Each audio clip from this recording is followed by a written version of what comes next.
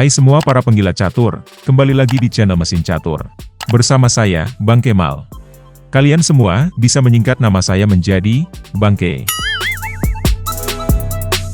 Untuk konten kali ini, saya masih menyuguhkan sebuah partai super klasik yang sangat fantastik. Mari kita simak partai antara Karlmaye melawan Johannes Zukertort. Pertarungan ini terjadi pada tahun 1868 di Berlin, Jerman. Tanpa banyak memikirkan hiruk-pikuk pemilihan pemimpin yang bikin pusing, langsung saja kita buka kotak suara. Salah, maksudnya kita buka papan catur. Yo beset mang. Karlmaye berada pada posisi putih, sementara itu, Johannes Zukertort berada pada posisi hitam. Dan saya, berada pada posisi golput. Maye membuka pertarungan dengan pion E4. Dibalas E5 oleh Zukertort. Lalu F4, pion ambil pion, gajah C4, dan pion D5. Kini kita berada dalam, gambit raja diterima, gambit gajah, variasi Bledow. Putih lanjut pion ambil pion, dibalas menteri ambil raja, skak, raja mingser ke F1, gajah D6. Lalu kuda berbunga ke F3 menyerang menteri, menteri menghindar ke H6, mempertebal sokongan pada pion F4. Serta mensupport pion di file G, bisa maju ke G5. Kemudian putih mendorong pion ke D4. Kuda E7. Gajah B5. Skak. Gajah menghalangi. Putih memutuskan menukar gajah, gajah makan, kuda makan, pion C4, berniat menjebak gajah, hitam menggagalkan dengan pion maju melewati pion. Pion ambil pion dengan N pasan, kuda membalas, pion serang gajah, gajah nyeruput ke C7. Dan kuda C3. Sebuah langkah salah yang dibuat oleh putih, yang nantinya akan memberi keuntungan buat hitam.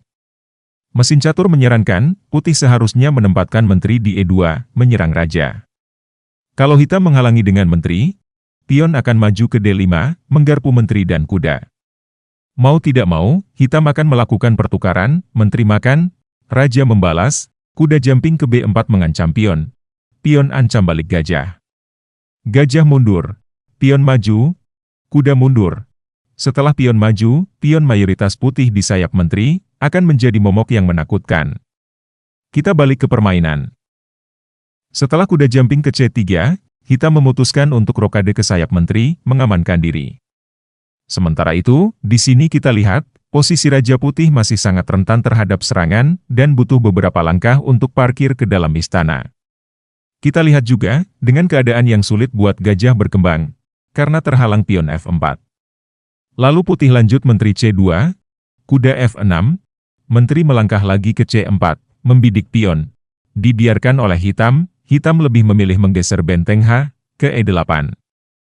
Kalau putih nekat mencocol pion gratisan dengan menteri, maka, kuda akan cocol balik, lalu kuda makan, benteng makan. Kemudian kuda B5, mengancam skakmat. Hitam akan mengancam balik, skak, raja kabur ke F2, menteri mengejar, pion menutup. Pion ambil pion, skak, raja mingser ke G2, benteng naik membantu serangan, raja F3, menteri F4, skakmat. Itulah akibatnya, jika putih gegabah mencocol pion racun yang dibiarkan oleh hitam. Putih lebih memilih melakukan serangan ke sayap menteri, pion B4 dimainkan. Hitam tak peduli dengan apa yang akan terjadi di sayap menteri, kuda jumping ke G4, membuat rencana tersembunyi. Putih tak sadar dengan bahaya yang akan dihadapi rajanya, pion terus didorong menyerang kuda. Dibalas dengan langkah cerdas, kuda dengan cekatan mengambil pion, sebuah langkah deflektif yang sangat berbahaya. Karena jika kuda menyambar kuda, hitam akan menempatkan menteri di H4, memberi kabar kematian pada raja lawan, yang akan susah untuk dibendung. Kalau kuda turun ke D2, menteri akan skakmat di F2, dan jika pion menghalangi, menteri akan skak, raja hanya bisa bergeser ke G1, benteng naik membantu serangan, menteri terpaksa menghadang, dan akan diakhiri dengan benteng cocol menteri, skakmat. Itulah sebabnya kenapa setelah kuda sikat pion, putih tak mau mengambil kuda, pion maju ke H4 menjadi pilihan.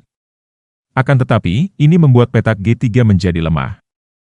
Lalu hitam menarik kuda ke F5, dengan langkah lanjutan ke G3, atau mengancam melakukan royal fork ke E3. Kemudian putih mengambil langkah putus asa, menteri cocol pion.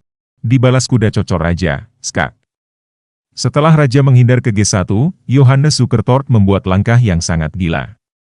Kalian bisa menjeda video ini jika perlu, untuk menemukan langkah yang tidak terduga dan sangat cerdas dari Zukertort. Apakah sudah ketemu? Ya, langkah super brilian itu adalah, Zukertort menempatkan menteri di D6.